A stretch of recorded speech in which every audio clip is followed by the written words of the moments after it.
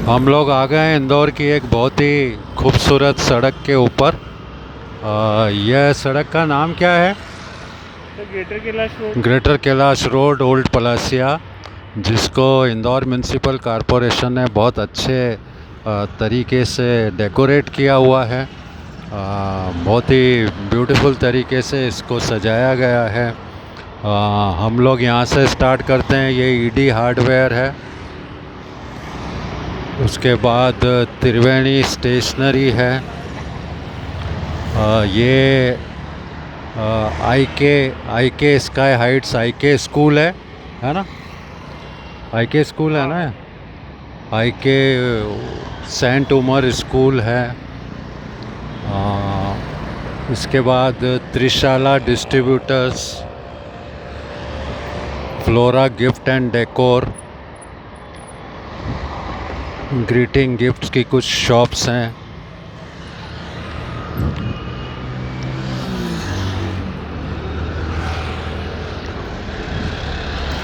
Plaza shopping centre, शिफा chemist,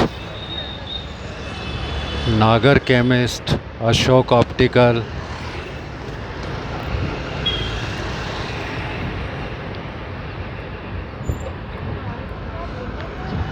Indore शहर की खासियत ये है कि यहाँ की हर दीवार एक पेंटिंग से सजाई गई है। ऐसा लगता है मानो पूरा शहर ही गैलरी, आर्ट गैलरी के रूप में विकसित हो चुका है।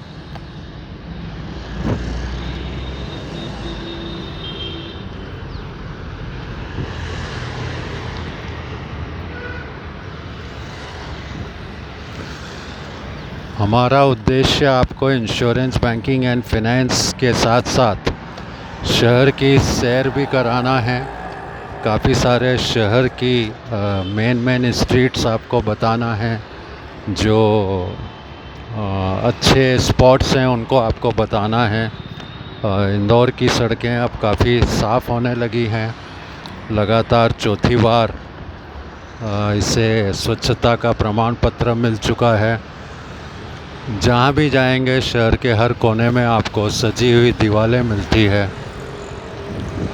ट्रैफिक व्यवस्थित मिलता है, डिवाइडर बने रहते हैं। और रात में इस सड़क पर अलग ही नज़ारा होता है। दूसरी साइड से हम आएंगे, आपको बताएंगे। खूब बहुत सारी खाने की दुकानें हैं। ये IMC, Indore municipal corporation, I love you Indore selfie point बना हुआ है। काफ़ी अच्छी कलाकारी, पेंटिंग, डेकोरेशन, सड़क को सजाया गया है।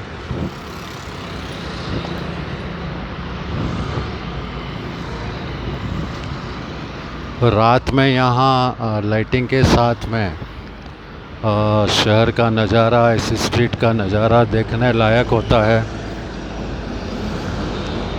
ऐसा लगता है मान लो हम किसी फॉरेन कंट्री में आ गए हैं।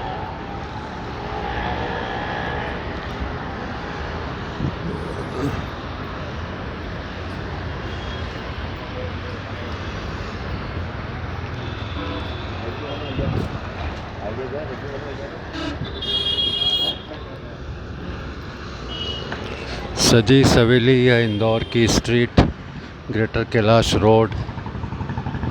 सामने की साइड हमारा इंदौर, हर जगह पेंटिंग, वॉल पेंटिंग।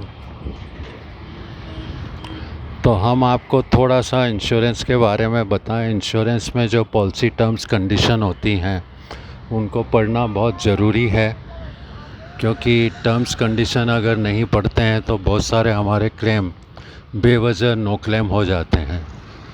और थोड़ी थोड़ी गलती होती है, थोड़ी सी प्रॉब्लम होती है, लेकिन इंश्योरेंस कंपनी हमारे क्लेम उन छोटी छोटी गलतियों के कारण नहीं देती है। बिकॉज़ कंडीशन और वारंटीज़ को फॉलो करना इंश्योरेंस में बहुत ज़रूरी है।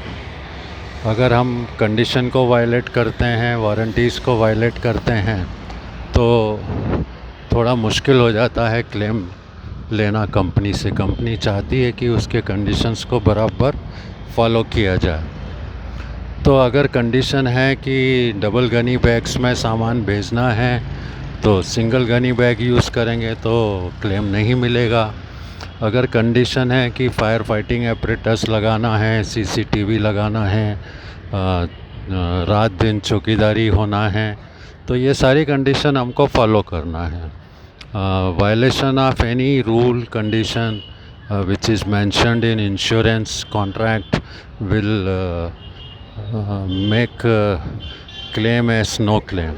So better है पॉलिसी लेते समय एजेंट से या इंश्योरेंस ऑफिशियल से वो सारा समझा जाए जिसकी हमें जानकारी होना ज़रूरी है, क्योंकि सिर्फ कॉन्ट्रैक्ट लेना अलग बात है, उसकी कंडीशंस को समझना दूसरी बात है. ये मिश्री स्वीट्स है, काफ़ी अच्छी मिठाइयाँ हैं यहाँ पे. डॉक्टर चश्मे वाला है, सन्नी ऑप्टिकल है, अपना स्वीट्स हैं. खाने पीने की तो बाहर है इंदौर में, जहाँ जाइए वहाँ खाने पीने की चीज़ें आपको मिल जाती है. प्लांटेशन काफ़ी अच्छा हो रखा है इस स्ट्रीट पे. दुकानदारों ने भी, शॉपकीपर्स ने भी काफ़ी अच्छी तरह से इसको डेकोरेट किया हुआ है. पेड़ों को भी काफ़ी रंग रोगन किया हुआ है.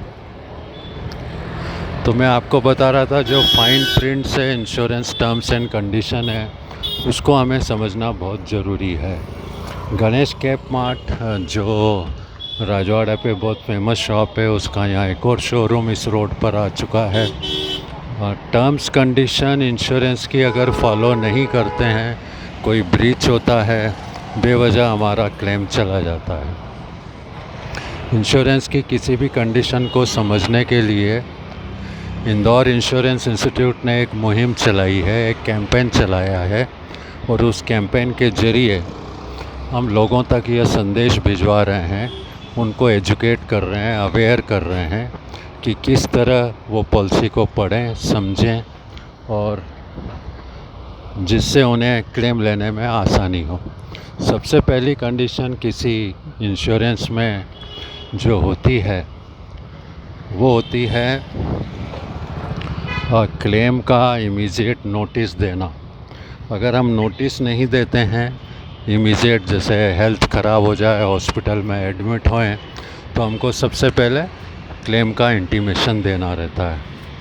इंटीमेशन लेट होती है, बेवजह इंश्योरेंस कंपनी हमसे इंक्वायरी करती है, कारण पूछती है देरी का, और अगर सेटिस्फैक्ट्री रीज़न नहीं बताते हैं तो वो क्लेम को नो क्लेम भी कर देती है. इसलिए सबसे पहले तुरंत हमें कोई भी क्लेम होता है, मोटर का, फायर का, हमें बीमा कंपनी को सूचना ज़रूर देना चाहिए.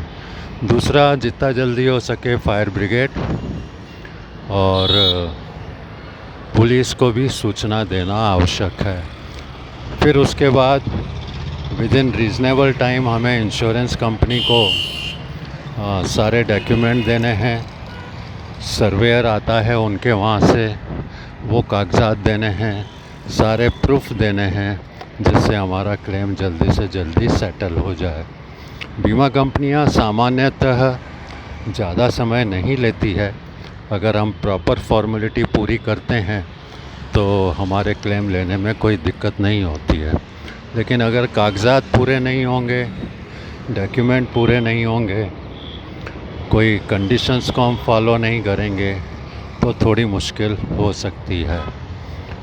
कई बार पॉलिसी कंडीशंस हम पढ़ते नहीं हैं या समझते नहीं हैं, या समय नहीं मिला, या एजेंट ने हमें नहीं बताया, और बाद में हमें पता पड़ता है कि ये कंडीशन है. जैसे हर पॉलिसी में कोई ना कोई एक्सेस क्लास होता है, वो एक्सेस क्लास तक अमाउंट हमें क्लेम का नहीं मिलता है. सामान्यतः हम समझते हैं कि हमें पूरा क्लेम मिलेगा. पूरा क्लेम मिलने के उपरांत जो उसमें एक्सेस क्लास है वो अमाउंट कट के मिलता है, बाकी पूरा क्लेम हमें मिल जाता है. इसी तरह डेप्रिसिएशन, मोटर क्लेम के अंदर डेप्रिसिएशन कटता है. डेप्रिसिएशन काटने के बाद क्लेम सेटल होता है. हालांकि आजकल पॉलिसीज़ नो डेप्रिसिएशन की भी मोटर में आ गई है. फायर में रीइंस्टेटमेंट वैल्यू पॉलिसी आ गई है. रीइंस्टेटमेंट वैल्यू पॉलिसी फायर के अंदर नई वैल्यू देती है प्रॉपर्टी में, उसका डेप्रिसिएशन नहीं काटा जाता है। बट नॉर्मल फायर पॉलिसी में बिल्डिंग प्लांट मशीनरी का जो बीमा होता है वो मार्केट वैल्यू के ऊपर होता है। जनरली पॉलिसीज़ इंश्योरेंस की, जनरल इंश्योरेंस की जो होती हैं वो मार्केट वैल्यू बेसिस पे ही होती है।